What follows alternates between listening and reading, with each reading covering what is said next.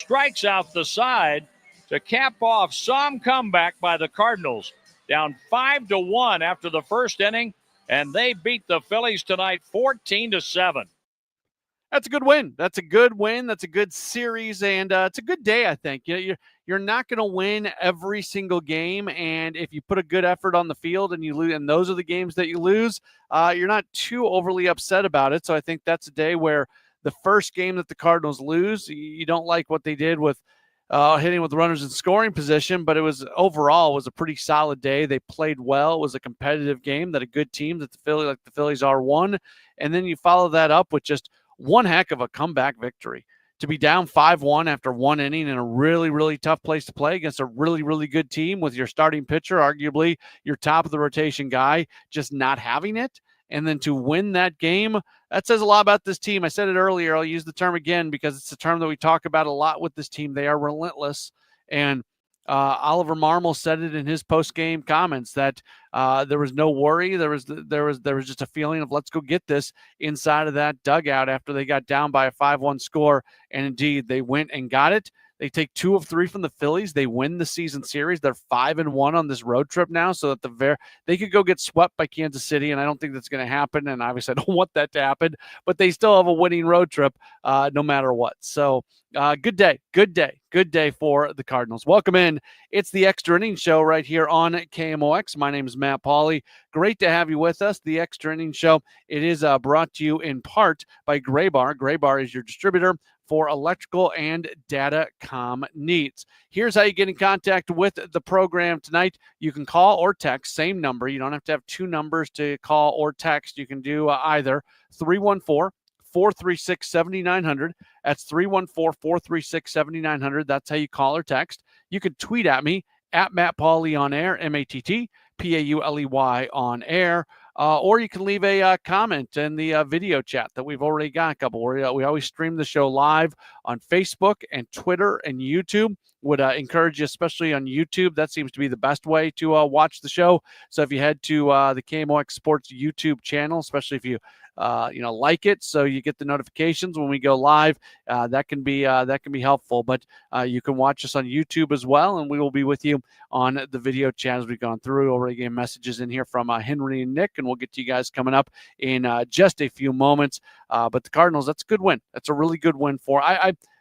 I think it's one of their best wins of the year. Like there's been games where they maybe play better. There's been games where there's been more impressive type things happening. There's been games where their starting pitcher doesn't get pulled after, in the middle of the 4th inning. Like I'm not saying everything was perfect, but to win that game, considering everything that went down, is that's a really good. They found a way to win.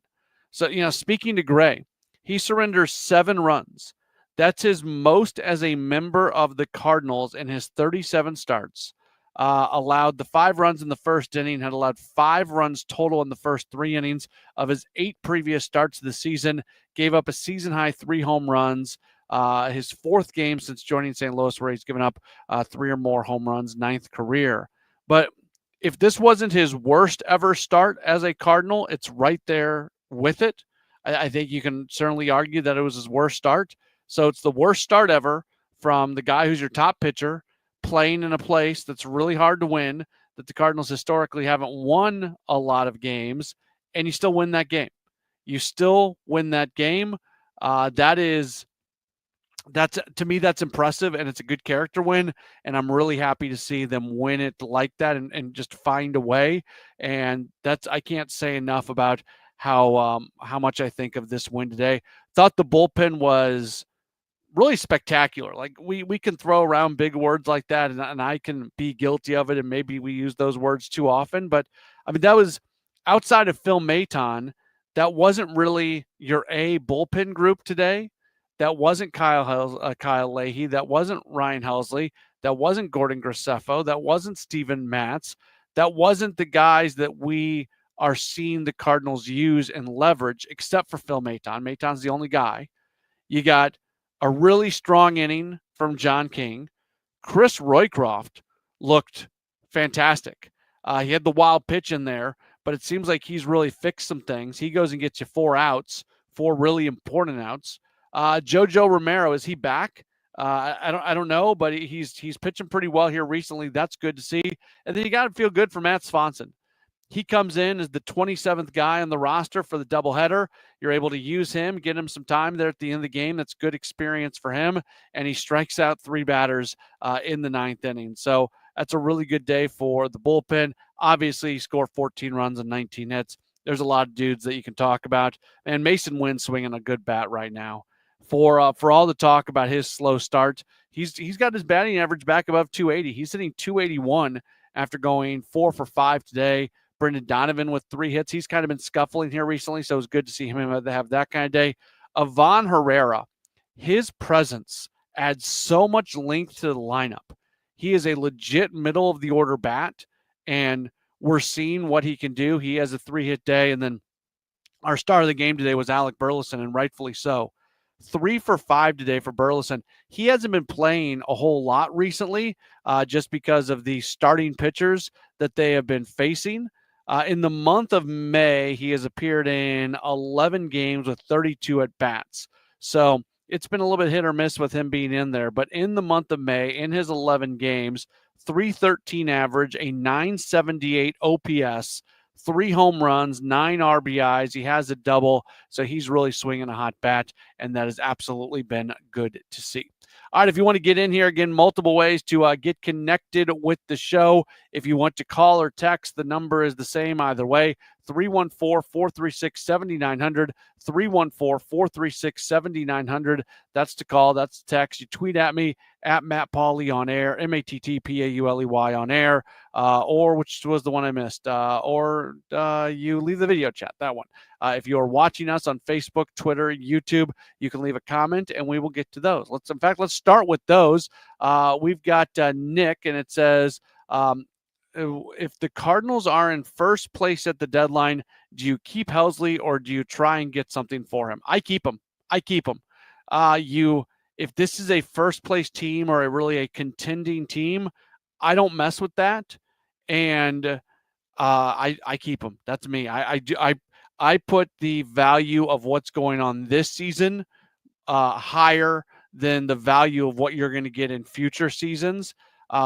You're still going to be able to give him the qualifying offer and everything. You'll end up getting a draft pick for him. I know that's not the same as what you get back for him, but we might be putting the cart a little bit in front of the horse because there's a whole lot of work to be done.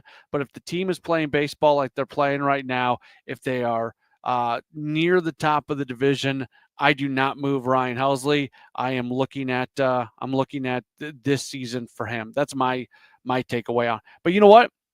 If we're doing this show in Milwaukee right now, which is a place I did shows for a while, that it's a different conversation because the Brewers have been able to stay successful in recent years because they have traded away pieces and they get pieces back. You think about how they were able to acquire Jackson Chourio and then moving on from the Josh Haders and the Devin Williams. But, that Hader trade hurt them. It helped the Cardinals because that was the year that they were in first place, and then they trade Hader at the deadline, and all of a sudden they fell apart, and the Cardinals surged forward. So the Cardinals have more resources than the Brewers, even though Milwaukee has done a lot in recent years. So I don't think that the Brewers almost have to make trades like that. The Cardinals don't have to make trades like that. So if they're right there in it, I would not make that move.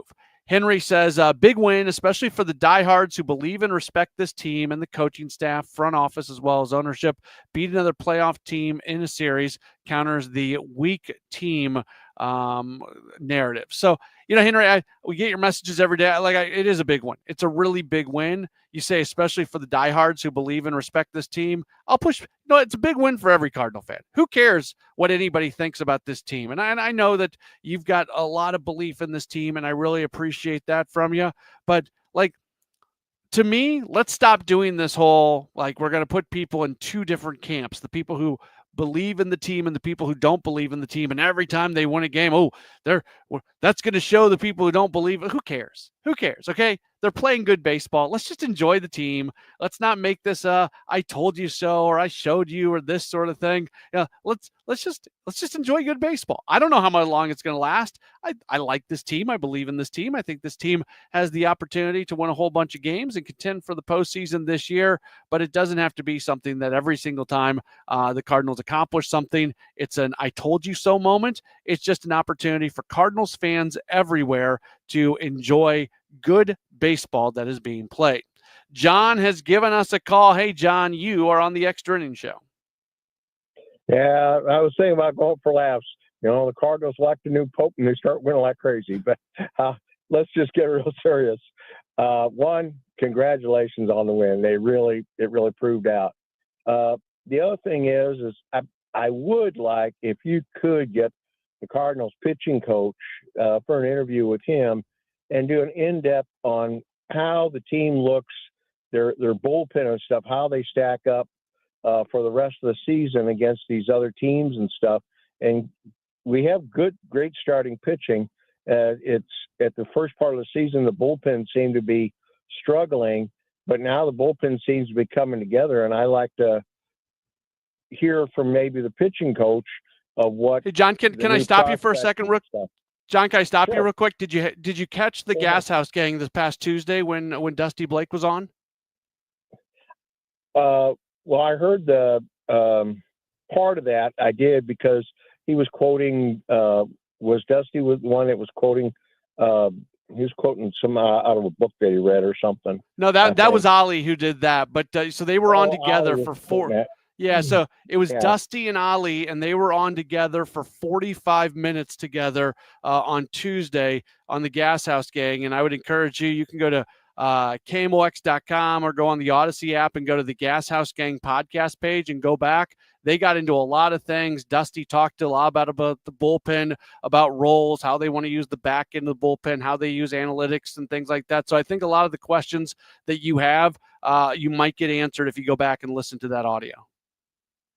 Well, my thing is apparently they're doing something right because they're proven against the Phillies. They're starting to other teams are really starting to look at the Cardinals and say, wait a minute, man, their bullpen's getting real strong. They have strong pitching, and now they're getting the hitting at the same time. They're going to be a huge threat and a huge team to fight with over the summer here. And I think other teams are seeing that right now. Yeah, appreciate the phone call, John. And the bullpen has been an area of strength. And it's funny how things can change. It was not that long ago that the bullpen, it wasn't just a liability for the Cardinals, but it was the reason they were losing games. Like they could not win with the way the bullpen was performing like 2 weeks ago. 2 weeks ago, a week and a half ago, not that long ago, it switched just right quickly. And a few things have happened. First and foremost, guys are pitching better. Okay, that's the number one thing. Thing number two, starting pitchers are going deeper into games. The third thing is that the some of the games have gone in a direction where, like today, you didn't have to go use some guys today. So like the workload has changed a little bit as well. And so there's a bunch of things. I was thinking you're going to get an insight into Matt Pauley because this is what you really want. And I want to ask Oliver Marmol this at some point if I get the opportunity to talk to him, because I was thinking about bullpen management, and I haven't always loved things that Ali has done with the bullpen. And sometimes I don't love it in the moment, and then the next day something happens and there was something connected from the previous day that happens that day, and I kind of go, okay, well, now I see a little bit more why that decision was made, and it connects a little bit more. So this would be my question. When things aren't working, you have two options. And this is in life, but this is definitely, let's apply this to baseball now because this is a baseball postgame show. When things aren't working, you've got like two options. You can stay the course. You believe in your system, even if it's not working for you at the moment. You believe in your system, so you stay the course and you hope that it gets on track, or you react to things that are not working and you start doing things differently. And for a while there, while the bullpen wasn't really working, I was kind of thinking to myself, okay, are we getting to the point where you got to start doing stuff differently? Do you have to start using Ryan Helsley in the 8th inning a little bit? Do you are there more roster moves that need to be made? Like what can you do? And Ollie and his staff and the Cardinals largely kind of stayed the course, stayed the plan, kept the guys in the roles that they were going to be in, kept Helsley as the 1 inning, 9th inning guy and everything. They believed in who they had. And I never, if you've listened to me, you know how much I like a lot of these guys in the bullpen. Like, I really like Chris Roycroft. I really like a bunch of guys. I really like Ryan Fernandez. I know he's not here right now. He's still trying to get things right, but I'm a big believer in Ryan Fernandez. Just because guys aren't performing in the moment doesn't mean that I don't have an overall belief in them. So I don't know that this is a really tough thing for a manager. Where's that line? At what point in time hey, things are not going well, you have to change the way you do things, versus things are not going well, but if we stay the course, it's going to kind of self-correct. And that's one of the reasons that being a manager is a really hard job. And the Cardinals went down the path of it's going to self-correct, and I think it has. And I think that was the right decision. And I almost retroactively go back and think about many of my criticisms that I had of the way the bullpen was being used.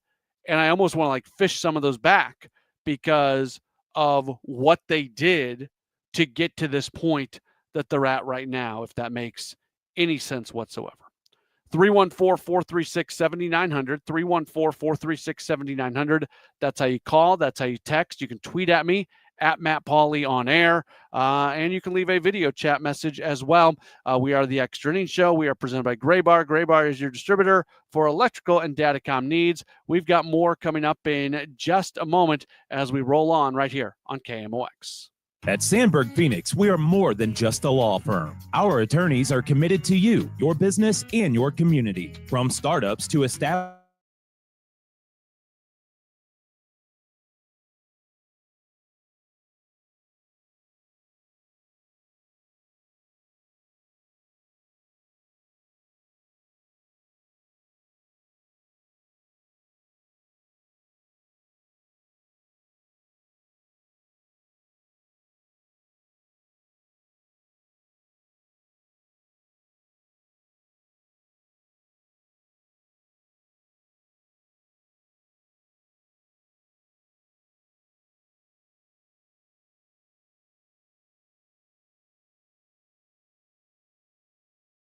beginning, we can anticipate your needs and help you solve problems before they become problems.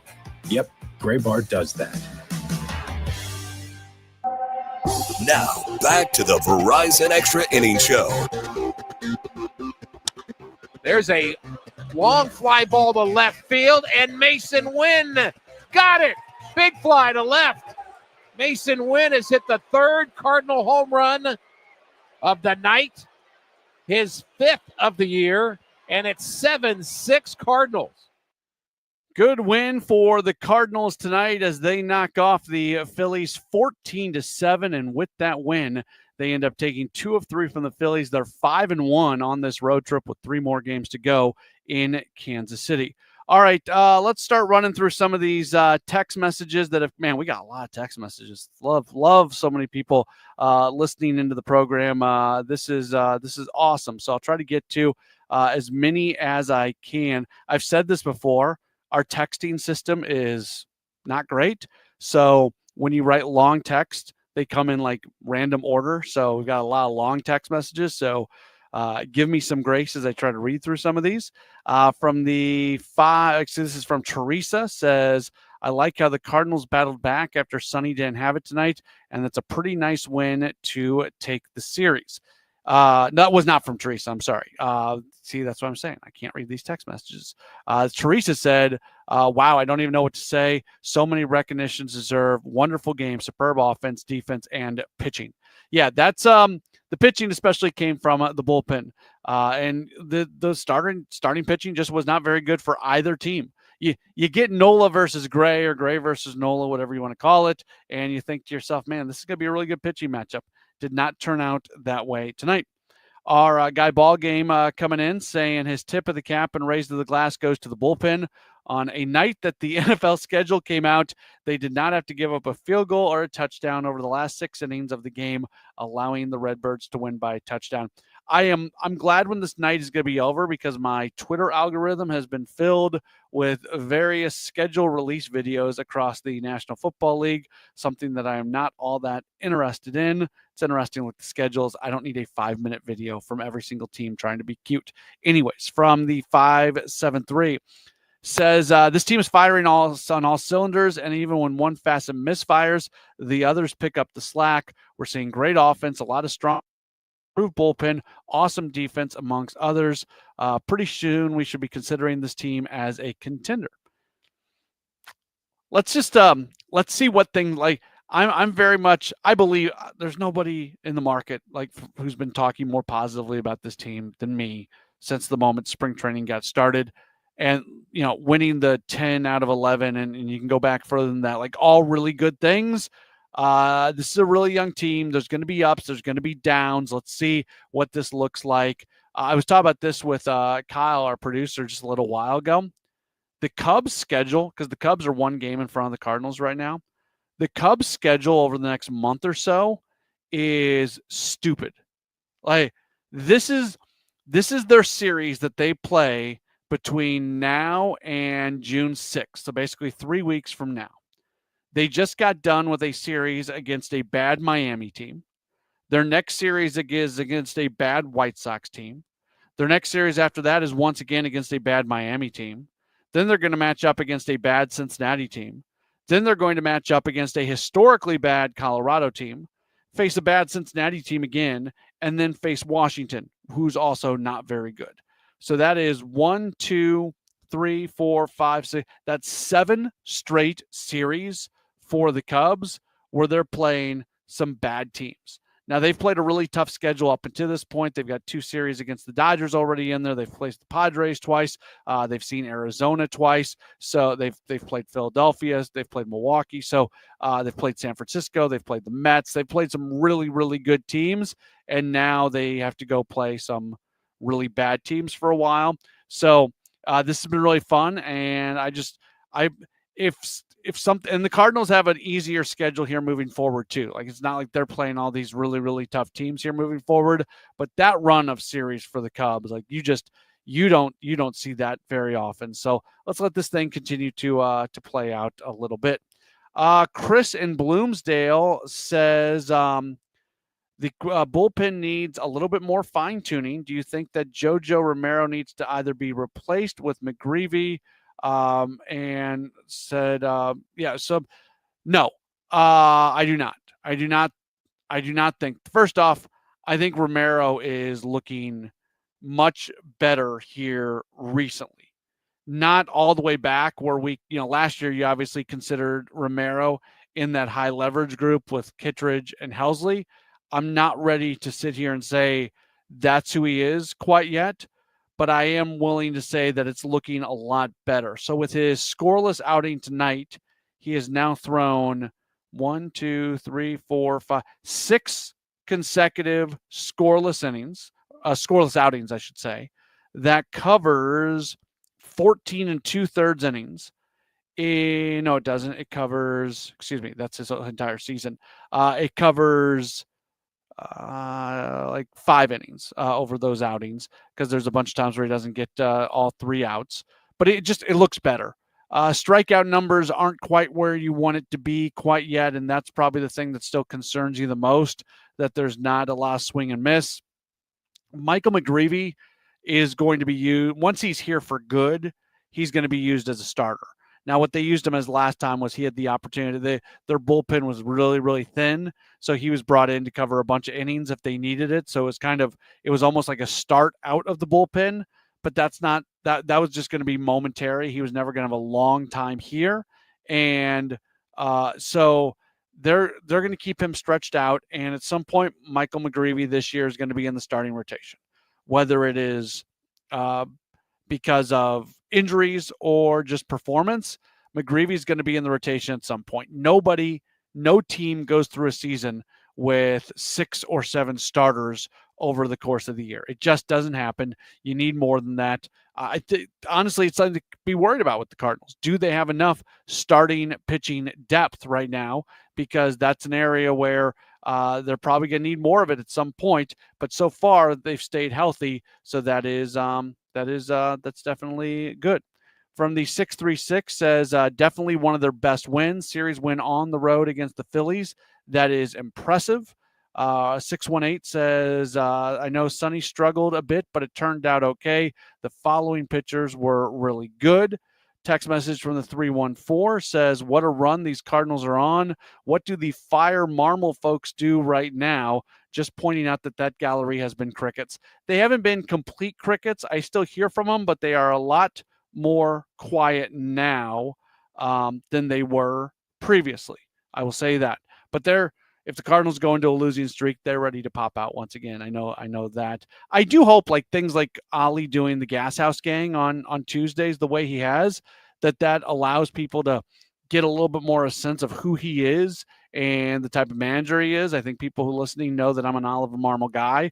I like him a lot. I think he's a good manager. I hope for his success because I want him to stick around, and I am privy to, being around him a little bit more than I think the average person. And I hope that some of the things that I see, that more people get to see with him doing things like the Tuesday conversation at 12 o'clock here on KMOX. If the Cardinals are playoff contenders, what adjustments do you make at the deadline? Again, we're probably looking a little bit ahead right now, but I would pitching. If this is a team that is in it at the deadline and they want to add at the deadline, I would say they're adding pitching, whether it's relief pitching, starting pitching, whatever it might be. That's where I would say they could use a little bit of help. Text message from the 256 says, as you just said, Alec Burleson hasn't played much lately, but during this time, his numbers are good. Not a lot of at-bats, but hitting good. Not playing every day doesn't keep guys from hitting well. It never has, but it has always been used as an excuse for not hitting well. There are examples to prove that you don't have to be in there every day, but the folks who don't want to believe that will keep their heads in the sand. Okay, so different type of guy. For some guys, they do need to be in the lineup every day. There are some hitters that have to be in the lineup every day to have success. There's a million guys that I think have been at AAA, and if they ever just got an everyday opportunity in the big leagues, they would have a fair amount of success, but they've just never gotten that everyday opportunity, and all of a sudden they get labeled as like the 4A player. So there are certainly guys who do need to be in the lineup just about every day to stay sharp and to be able to hit. There's also some guys that don't. I really don't know where Alec Burleson is in all that. I do know that, especially when Burleson, from a handedness standpoint, he's going to struggle when facing off against some lefties. So keeping him out of the lineup on that day does, there's something to be said for putting guys in position to be successful. You look at what his numbers have been, not playing as much lately. Well, I would argue his numbers probably would be not as good recently if he was playing every single day, because he would have had some tough matchups in there. And that's part of what's going on there. So long term, look, I don't know if Burleson is the guy that needs to be in the lineup every single day, but I do know that for some guys, that is something that absolutely is important to them. What's on Deck is sponsored by Chesterfield Fence and Deck, the sign you have the very best. ChesterfieldFence.com. Cardinals are going to enjoy an off day in Kansas City, just down the road. They might be, they're probably in the air by now. If not, they're boarding the plane, and they'll be to Kansas City before you know it. And then they are going to open up a 3-game weekend series beginning on Friday. Game 1 of that series, the Cardinals are going to send Andre Palante to the mound. He is 3-2 with a 4.36 ERA. Cole Reagans is going to make the start for Kansas City. He's a left-hander who comes in with a 2 and a 4.20 ERA. if you haven't been paying attention, the Royals have been on a really good run here recently. They are 25-20 now. Their record has only come back a little bit because they've lost back-to-back series against Houston and Boston. But before that, they had won a ton of games in a row. I don't think they're as good as their record was after that long run. But I also don't think they're a bad team. And sometimes that third team that you get, they were 24-16 just a few days ago before they lost some games. So this is a team that you always worry about, that third city that you're going into on a 3-city trip. I think probably having the off day in Kansas City tomorrow helps with that a little bit. Better that you're not playing day 7, 8, and 9 in a row. But yeah, we'll see what they can do against Kansas City over the next few days. And always fun when the Cardinals and Royals are able to match up against each other. The pitching matchups for the next 2 games, by the way, Miles Michaelis against Seth Lugo on Saturday and Matthew Liberatore against Michael Wacha. And that's going to be coming up on Sunday. Thanks so much for being tuned in. This has been the Extra Innings Show on KMOX. The trusted voice of St.